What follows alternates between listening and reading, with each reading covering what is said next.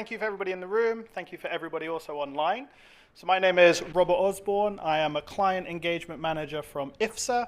That stands for International Free Zone Authority in Dubai. So I'd like to tell you, firstly, a little bit about Dubai. Then I'd like to tell you a little bit about doing business in Dubai. And then finally, a little bit about IFZA and how we work and how we can help you as well. So first things first, I'd like to say Ramadan Kareem for those who are fasting at the moment. Obviously, holy month of Ramadan. It's been a wonderful day and a half so far. I hope you guys have enjoyed everything you've seen from the main stage and here for the breakout sessions. I know that I've enjoyed it. It's been super useful for me. There's definitely things I'll be taking back as well. But I wanted to give you a little bit of a history of kind of my experience. So I actually didn't realize until this morning, I was having breakfast in my hotel and it popped up on my iPhone, not a plug, but it popped up on my iPhone that it's 3 years ago today since I moved to Dubai. So serendipity, whatever you want to call it, really fun for me. And then I was looking back and thinking, okay, this big thing happened called COVID. You guys all may know about it. Wasn't so fun, but I moved to Dubai during that period. So I wanted to tell you a little bit about how I arrived in Dubai because I am based there. And that feeds into IFZA's narrative as well. So my first experience was 2015. I went in a previous role. I was doing some work with Burj Khalifa. You guys may know it's this giant building, tallest building in the world until somebody's going to build another one soon, I'm sure. And I was out there and I was like, okay, this is a little bit different. Not quite sure. A lot of sand everywhere, the kind of expectations, expectations people might have. But what I really enjoyed was the safety. And I enjoyed the multiculturalism immediately. And I remember speaking to my wife after the first night and saying, like, we have to go to Dubai. And she said, absolutely not. We're not going there. Plan was to go to the US. And I'm like, okay, fine. 2 months later, I took her on holiday to Dubai, right? It was an expensive lesson for me. Nonetheless, she really enjoyed it. We then went back every year after, at least once a year, because we were beginning to toy with the idea of moving. And I saw a shift in Dubai. I saw a shift in the cultural mentality. So I mentioned it's Ramadan at the moment. I remember first going there in 2015, and there was no restaurants open during daylight hours at all. And we were like, okay, we're going to have to work out when we're sleeping and when we're being awake, so we're going to celebrate this. And then we went back in 2018, and things had changed. Suddenly there were restaurants open, but you had to eat behind a giant drape so nobody could see you. So it felt a little bit secretive. So I'm like, okay, this is fun. Now, if you go to Dubai today, everything is open. It's 4 hours ahead. It's 7:30, so iftar's already happened. But if you go during daylight hours, you can eat and drink. You're just asked to be respectful. I think I want to show the development of Dubai with that. But I'll also share that when we first moved 3 years ago, we were stood in the center of a hypermarket, Carrefour, and we were trying to buy milk. My wife was 4 months pregnant at the time, and we were like, okay, we're just in our hotel. We didn't want to order food because everyone kind of, you get sucked into the life of just cafes and restaurants every day and networking events. So we're stood trying to buy milk, and we couldn't. We kept picking up this thing called laban, which is yogurt. And it's in the same bottle as milk. She's considerably more educated than I am, but we were like, okay, we're relatively intelligent people. We can't seem to work out what's happening here. So we just stood in the center of Carrefour, and we looked at each other and said, have we made a grave mistake? We didn't. Thankfully, we found milk, right? But I think the good news is 3 years later, I feel like I called Dubai home. I can't see myself coming back. I love London. I want to be really clear about that. But I think there's a few things that are perhaps to be considered. So one of them I would say is safety. So I was at Dubai airport last Saturday before I was traveling out. And I have 3 phones, iPad, laptop. This is not a plug for devices. I wish I only had one, I promise you. Passport, wallet, keys, everything on the table, and I needed to go to the bathroom. Did not pack any of those up. I just stood up, went to the bathroom. I didn't even consider it. My apartment is unlocked now in Dubai. Not even, thinking about it a little bit now. I'm wondering if I should be worried about it. But it's unlocked, so the safety is unmatched. I have a 3-year-old daughter, world-class education. I'm very certain she's going to be okay. I'm sure she's safe. She's integrating completely. So for me, safety is important. What I'd like to ask you each, it's a rhetorical question for now, I'll come to questions later, is what do you think of when you first think of Dubai? And what do you think of when you think of the UAE? High-rise buildings. Sure. I think high-rise buildings is an important factor. I think some people think of influencers, crypto. Some people think of beaches, sunshine. Some people think of a tax-free life. they're all true. Mostly certainly for income tax. A couple of things have changed recently. But what I think of when I think of Dubai is it's more than just a gateway. It's an actual hub. So one of the things I'd like to show you is it's a entry point to 2.4 billion consumers. I think it's really important for business owners, first and foremost. When you can see across the Middle East, Africa, Asia, and Europe, I think the US is a little bit further afield, but there's still lots and lots of visitors and trade from there, but primarily from those 4 continents, you will find a lot of people doing business. So as we move forward, there's a couple of facts for you. So it's actually slightly out of date because the UAE has passed 10 million people. Of that, over 80% are expats, so 20% locals. But what you will see in there is that SMEs comprise 95% of all business in the UAE. So I think it's a really important factor. It's not just mega companies and conglomerates that are opening offices in the Middle East and placing themselves in Dubai, and then that's it. It's actually a real thriving hub for people and businesses. And as I talk to you a little bit later about IFZA and what we do, you'll be able to see exactly how we integrate those relationships and partnerships. But I also want to share some stats that are not on the screen. So Dubai alone had 17 million visitors in 2023.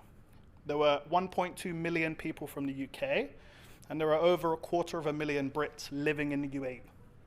So in terms of accessibility, English language, it's an English language speaking country. It's open demographically. There are over 200 nationalities within the city and in the country itself. And I think it's a great place. You can see there that it's #1 in Global Entrepreneurship Index for 2021 and 2022. It's a thriving hub. It's a thriving community. There's lots of different factors I'll talk about today. But what I really want to talk about, like I say, is what it's actually like to live there. And I'm sure some of you are going to have some questions about how does that work and what is life like. And hopefully you guys now will know the difference that Laban is not milk. So when you're there, if you take one thing away from it, there we go. So if you can take one thing away from it today, then certainly you know the difference between Laban and milk if you're ever stuck in a Carrefour in Dubai. But I move forward a little bit. You can see foreign direct investment. So something that happened late last year was corporate tax introduced in the UAE. And this caused a little bit of an earthquake locally because so many people were so used to not paying any corporate tax. Now you have 9%. So it's 9% corporate tax, which here still considerably stronger than you pay in the UK, and it's a very, very competitive rate across the world, right? Why was that introduced? Well, it was introduced to provide more security and more safety in line with international banking standards to ensure that people's investment from outside or within is more secure and it's not being associated with anything negative. I think that's a real positive for us.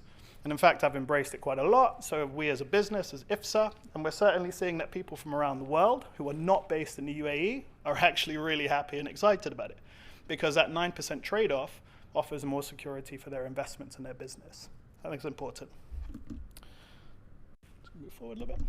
Oh, my clicker's not working. There we go. So I've talked about the high quality of life already. A few things. Can I just ask for a show of hands? Who's actually been to Dubai or the UAE? Great, a couple of hands. Okay, fine.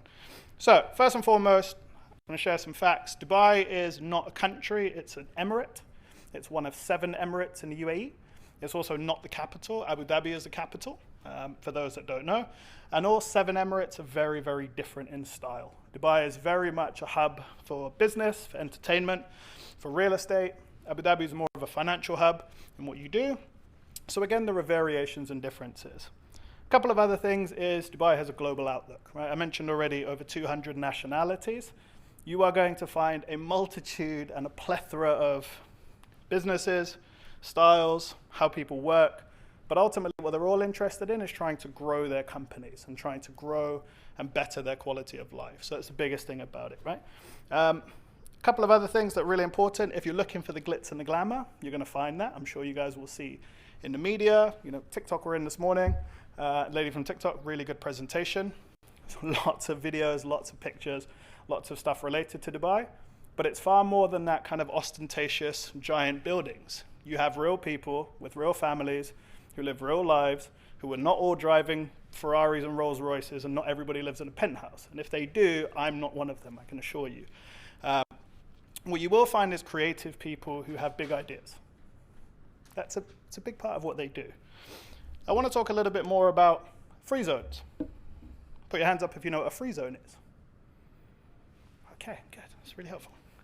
So a free zone is a designated area that has its own legislative framework for business to try and make things a little bit easier. So IFZA, International Free Zone Authority, we are the largest free zone in Dubai. So we issue more licenses than any other free zone per year. And some of the benefits of the free zone, if you can see, is you have 100% ownership of commercial enterprises. So up until a few years ago, if you wanted to open a business in the UAE, especially mainland, you would have to have 51% local ownership. That's no longer the case. So you have 100% business ownership. You then have 100% repatriation of your capital and profits. You also have a low tax environment. So there is 0% income tax, 5% VAT. So again, if sun, sand, safety, security, and quality is not enough, you also have taxation, right? So then as you move forward, you have IFZA Dubai. So, as I mentioned, we are the largest. We have a business park. It's very different to what your idea of a business park might be in the UK. But we have 10 buildings. We have a wide range of clients in there in those buildings, lots of restaurants, gyms, things like that. So it's a full business hub where we try to put entrepreneurs and SMEs together to be able to network and find solutions to work with each other. So we're trying to create that environment. I think that's really important. Our process is about making things as simple, as quick, and as efficient as possible. So for example, if you wish to open your business with IFZA, you do not have to enter the country until your business is active. You can do everything from here. It's only if you wish to gain residency to open a corporate bank account that you actually need to come to Dubai. So really important. That process takes about 5 to 7 business days to set up. It's really, really simple. We have a wide range of activities. Makes it very, very easy, which is nice. So you have some of those benefits in that our process, as I mentioned, is really quick. We don't tend to take too much time. Our team are very communicative. I myself was raised here, so my focus is the UK market. We have people specializing in markets all around the world that they understand the framework. So you'll have heard from lots of the talks as you go local. I think that's really important, and it's exactly what IFZA has adopted, and that we went local. You hire people who understand Dubai, who live there, but who also understand the markets that they're selling into. So they understand all of the difficulties, the challenges, everything that goes in those markets. As we move through, there are 2 different license options.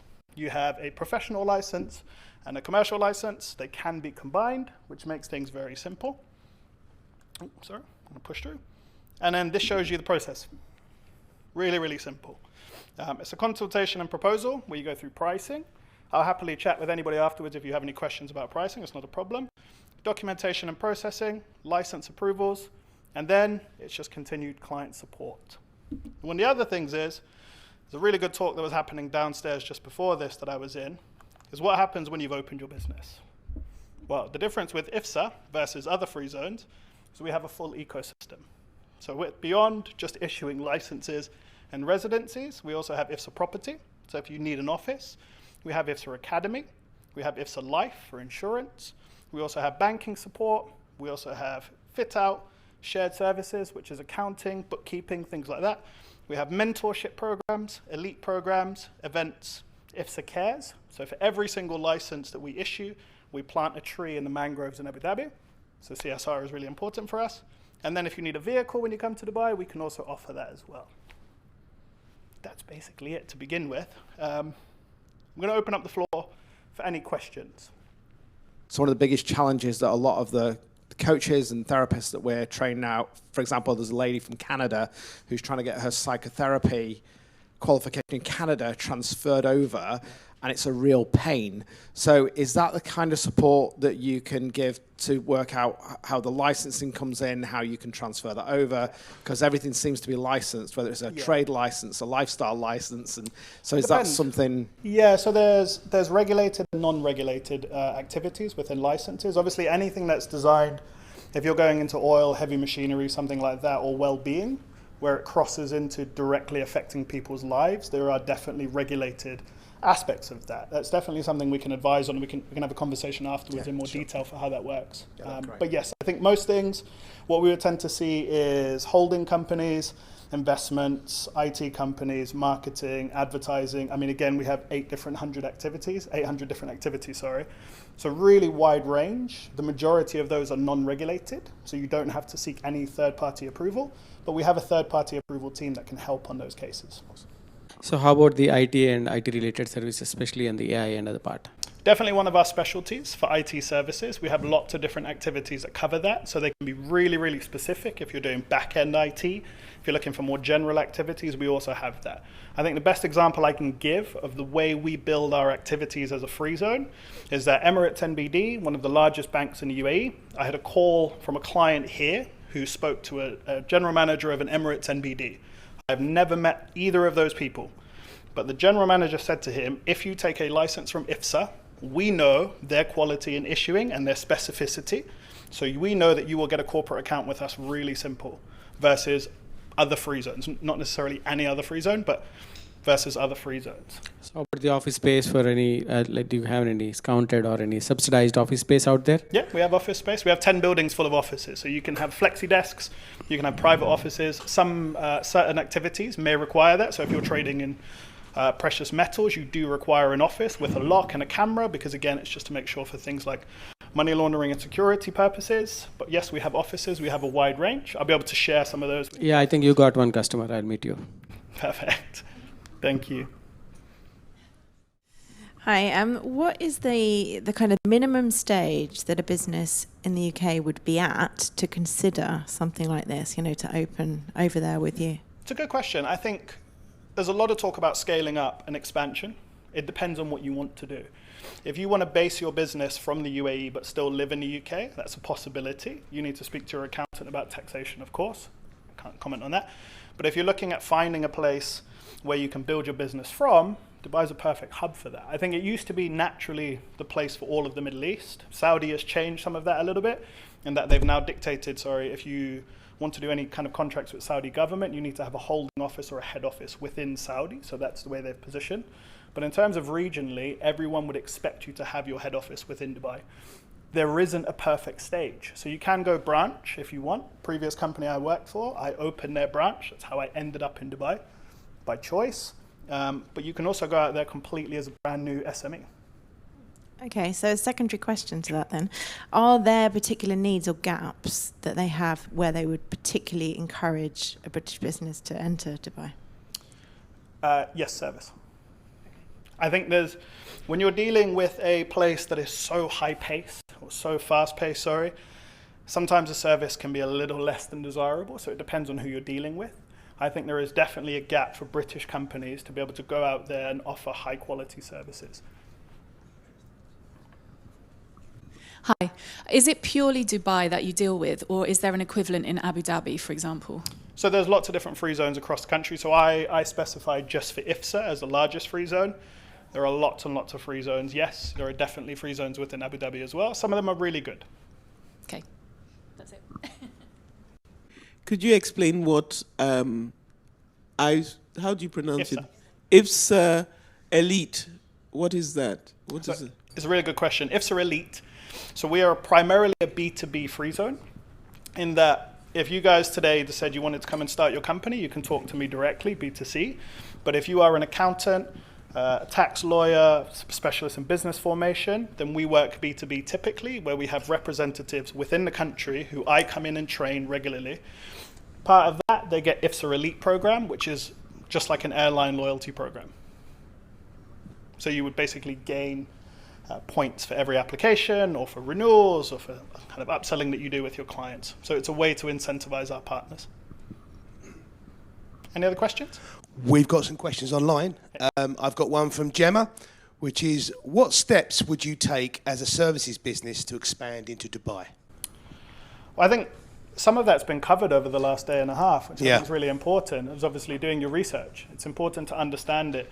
There's, like I say, there's this misnomer to some people of what Dubai is based on what you see in the media here.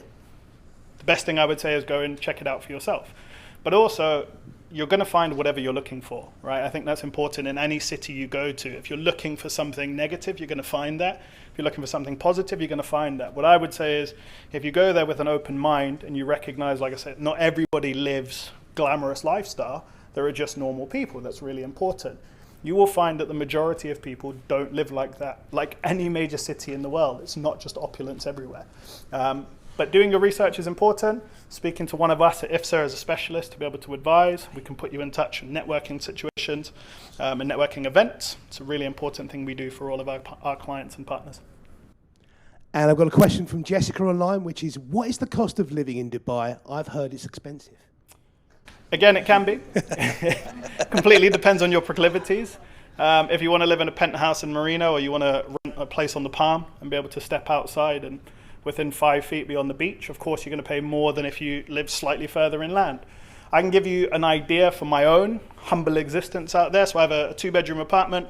It's 10 minutes drive from the beach in Jumeirah Village Circle, so feel free to look this up. Nice. And I pay about £12,000 a year, including bills, for my 2-bedroom apartment. So wow. Nobody throw anything at me. I'm sorry if you're upset by that. So again, it depends on what kind of lifestyle you live. If you want to go out and have brunch every single day, some people do, and you want to eat out all the time, absolutely. But if you're fiscally sensible, I don't think it really matters what city you're in if you're reckless with spending.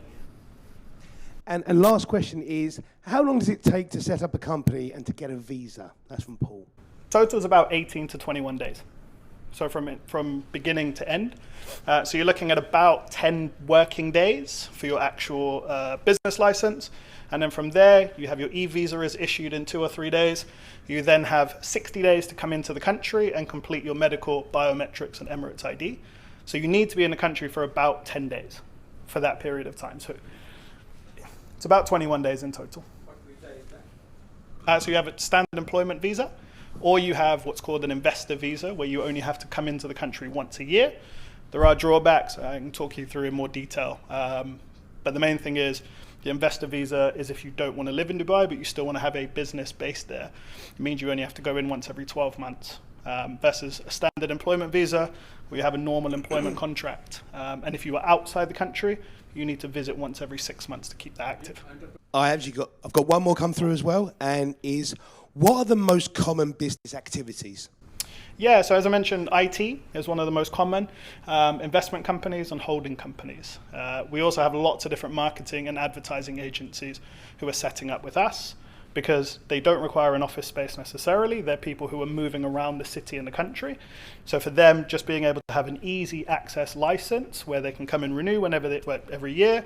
But if they need some of those additional benefits like bookkeeping or accounting, they don't have to worry about that. They can go and focus on what they're good at, which is servicing their clients. Interesting. And I've got a question myself, actually. How long do you have to stay in Dubai to set up a company, roughly? So when you begin your process, you don't physically need to be in the country, as I mentioned. It's only once that license is issued. If you want a visa to go with it, that's the only time that you need to go in Dubai. Okay, thank you. Very welcome. Thank you all very much.